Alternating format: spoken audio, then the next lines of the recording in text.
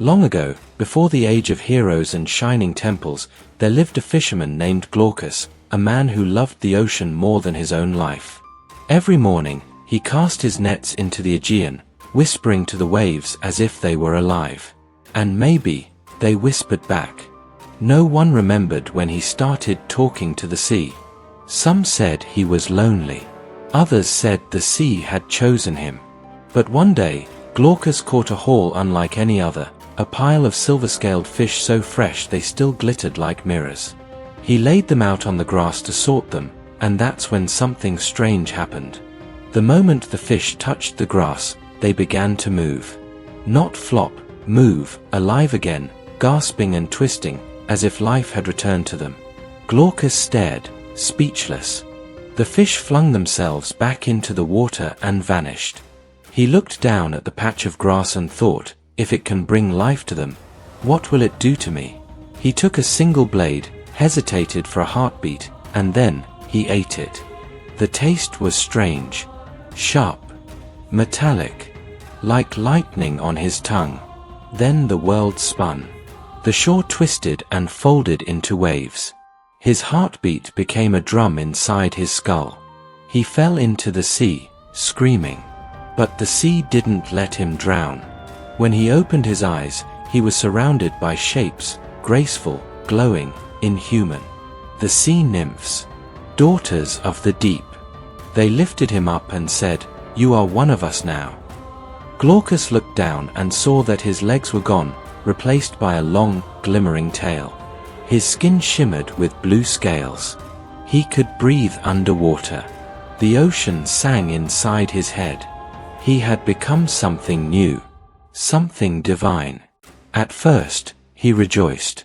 Imagine it, a mortal man given eternity, swimming through coral forests, speaking to whales, racing storms. He visited sunken temples and spoke with spirits that had never known land. He was a god now. Or something close. But immortality has a way of turning wonder into emptiness. Years passed, or centuries, time is strange beneath the waves, and Glaucus began to miss the sun. He missed the taste of bread, the warmth of fire, the laughter of men. The sea nymphs adored him, but none understood the ache he carried. Then he saw her. One afternoon, as he surfaced near Sicily, Glaucus spotted a girl on the shore, a mortal named Scylla. She was young, beautiful, and utterly human. He fell in love instantly, the kind of love that hurts before it even begins. He tried to speak to her, to tell her who he was, but when she saw the scales and the tail, she screamed and ran.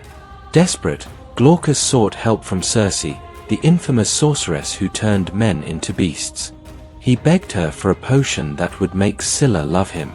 But Circe, being Circe, wanted him for herself. When he rejected her, she smiled, that slow, dangerous smile, and said, "Then you shall have what you asked for." She gave him the potion anyway. Glaucus poured it into the pool where Scylla bathed.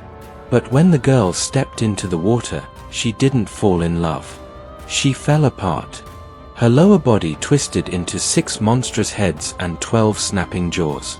Scylla became a monster, one that would devour sailors for eternity.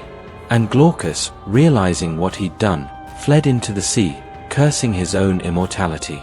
Imagine that, to live forever, knowing you destroyed the only person you ever loved. From that day on, Glaucus wandered the oceans, half god, half ghost, speaking to the tides but never to men again. He watched generations rise and fade like ripples on the surface. He saw ships built, empires fall, and myths born in his wake. And with each passing age, his name faded, until even the gods forgot him. But his story survived, buried like a seashell in forgotten corners of Greek myth. And if you look closely, Glaucus appears again and again, whispered as the protector of sailors, the watcher of wrecks, the one who guides lost souls to calmer waters. Some say he refused his godhood in the end, that he swam to the deepest part of the sea, where even Poseidon's light cannot reach, and simply let himself dissolve into the ocean. A mortal no more. A god no longer. Just water. And maybe that's the real lesson of Glaucus. that eternity without humanity isn't immortality. It's isolation. The gods may envy our fleeting lives because we get to feel the joy, the loss, the warmth, the heartbreak. Glaucus had all the time in the world, but nothing left worth living for.